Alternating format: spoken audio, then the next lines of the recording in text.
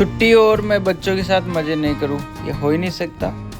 बच्चों को खुश करने के लिए मैं तरह तरह के स्टैंड कर रहा था बाइक के, तभी मेरे पास फ़ोन आता है कि केदारनाथ चलेगा क्या। फिर क्या था, हम तो सन्यासी हैं, उठाया अपना थैला और रवाना हो लिए। हेलो दोस्तों, मैं हूँ मारवाड़ी और फिर से जा रहा हूँ केदारनाथ। 2023 में दूसरा राउंड है मेरा, मेरे साथ बने रहिए। इस बार बहुत इंटरेस्टेड है क्योंकि मैं जा रहा हूँ बाइक से और हम सुबह के टाइम पे 6-7 बजे के करीब हरिद्वार पहुँच गए थे। और ऋषिकेश इतना सूना पड़ा था कि वहाँ पर मैं बहुत बार गया हूँ, मैं 5-6 बार जा चुका हूँ। ऋषिकेश बहुत ही ज़्यादा ट्रैफिक होता है, पर दिवाली का टाइम था इसलिए बहुत ही सूना पड़ा होता, लग रहा था किसी और ही शहर में आ गए। ऋषिकेश तो है ही नहीं, ऋषिकेश जैसी खूबसूरती लग ही नहीं रही थी शहर की। तो हमें टाइम ही नहीं लगा ऋषिकेश को पार करते हुए। और केदारनाथ का यहाँ से सफ़र लगभग 223 किलोमीटर रह गया था। हमने रवाना कर दिया। हमें ऋषिकेश क्रॉस करते करते 8 बज चुके थे। 8 बज अब सबसे बड़ी परेशानी हमारी ये थी कि हमें 7 बजे से पहले मंदिर के पास पहुंचना था, क्योंकि मंदिर के पट आरती होने 7 बजे के आसपास आरती होती है, तो उसी टाइम बंद हो जाते हैं। और दूसरे दिन सिर्फ डोली उठने वाली थी 15 तारीख को। ये आज हमारा 14 नवंबर था। बने रहिए मेरे साथ, आपको कुछ अद्भुत नज़ारे दिखाते हुए। क्या हम समय से केदारनाथ पहुंच पाएंगे? हम रास्ते में हमें बहुत ही सुंदर जो बादलों से घिरे हुए पहाड़ मिले, हमारा दिल मोह लिया इन्होंने। हम दोनों को रुकने पे मजबूर कर दिया इस मोह ने। हमने फिर सुबह का चाय नाश्ता भी नहीं किया था, तो हमने आलू के पराठे और चाय पी और यहाँ से नज़ारों को देखते हुए वापस से यहाँ से चालू हो गए, स्टार्ट कर दिया हमने। हम कुछ ही देर में देवप्रयाग पहुँचने वाले थे और हमारे दोनों के यही थी कि चल चल चल चल, क्योंकि हमें दर्शन करने थे, किसी भी हाल में हमें दर्शन करने थे। तो बस हम रुके नहीं, बस एक नाश्ता करा था, उसके बाद हम जाके सीधा केदारनाथ ही रुके हैं। बीच में देवप्रयाग भी हम रुके थोड़ी देर, जहाँ पर हमने बहुत ही खूबसूरत भागीरथी और अलकनंदा का संगम देखा। यहाँ से अपनी गंगा नदी उद्गम होती है, तो बहुत ही खूबसूरत नज़ारा था। हम 2 मिनट यहाँ रुके, फिर यहाँ से वापस रवाना हो गए।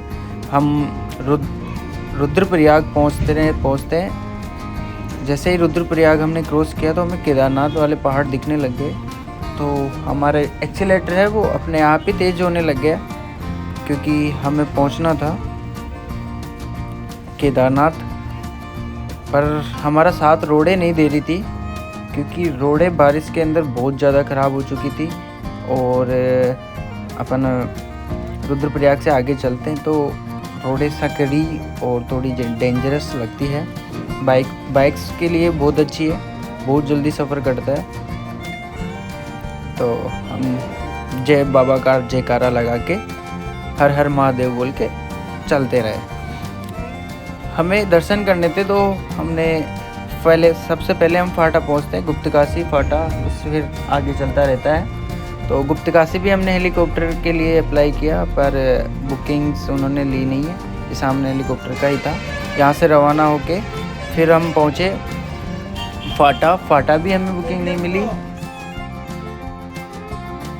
जब फाटा हमें फ़्लाइट नहीं मिली तो दोनों हम उदास हुए। फिर भी जब भोलेनाथ ने बुलाया था तो हम कोशिश छोड़ने वाले नहीं थे। चलो कि अब पैदल ही चलना पड़ेगा। तो हम यहाँ से अपनी बाइक स्टार्ट करके आगे की तरफ बढ़ जाते हैं। बस हमें ये पहाड़ दिख रहे थे केदारनाथ के, तो ये हमारा हौसले बढ़ाते जा रहा था कि दर्शन होंगे होंगे होंगे होंगे। दोनों में एक ही जिद थी, वही होंगे। विश्वास बंधा हुआ था भोलेनाथ का। ये टूटी फूटी रोडें, डेंजरस रोडों से निकलते हुए हम फिर एक और लास्ट जो फ्लाइट का रहता है स्टेशन, हम उसकी तरफ बढ़ रहे थे। और और आप नज़ारों का मज़ा लीजिए। डेंजरस रोडें हैं केदारनाथ की।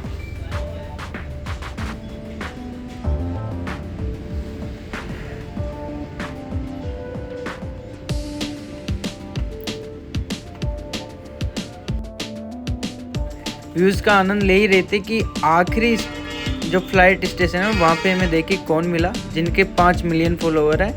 तन्नू रावत जी, जो बहुत ही अच्छी है दिल की। इनसे मिलने के बाद हम गौरीकुंड पहुँच गए। गौरीकुंड पहुँच के हमने अपनी यात्रा खच्चर से स्टार्ट करी, क्योंकि समय का थोड़ा सा फंडा था कि हमें दर्शन करने थे, इसलिए हम थोड़ा जल्दीबाजी में खच्चर कर लिए, क्योंकि हम जाते तो वैसे ही रात हो जाती और हमें रात भी हो गई थी। क्योंकि ये वीडियो आप सुबह का देख रहे हो, हमें करीबन 10 बज गए थे।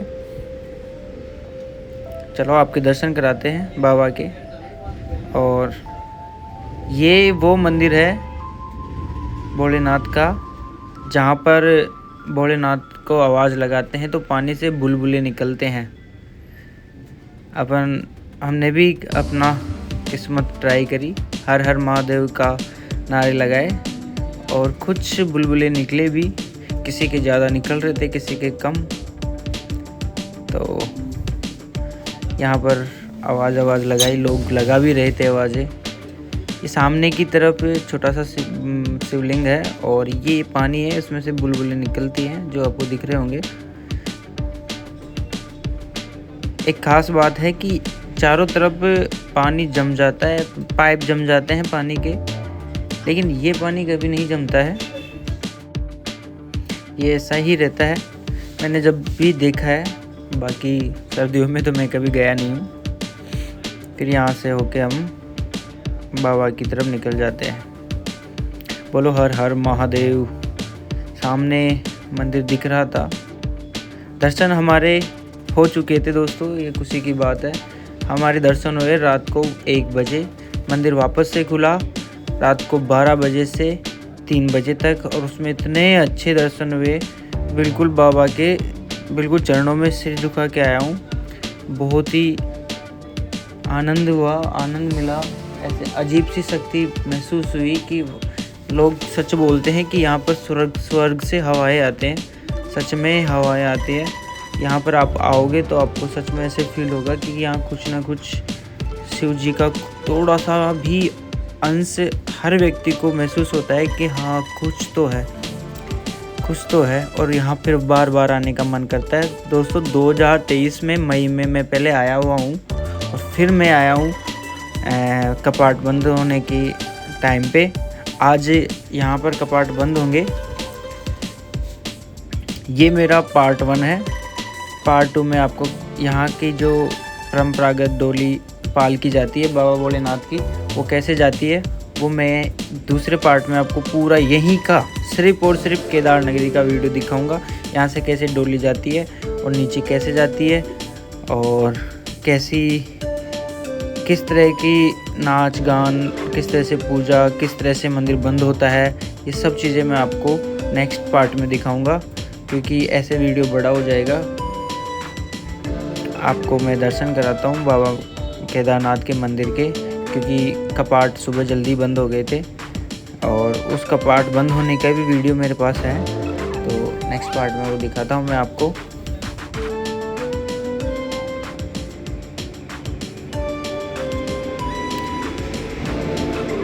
हर हर महादेव।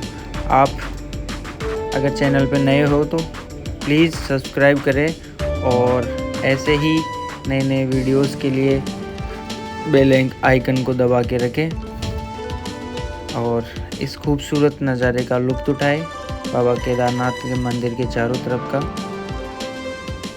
ये नेक्स्ट पार्ट में मैं आपको दिखाऊंगा किस तरह से होता है, कैसे प्रोग्राम होता है यहाँ पे, सब कुछ मेरे पास है। थोड़ी सी झलक मैं दिखा देता हूँ आपको।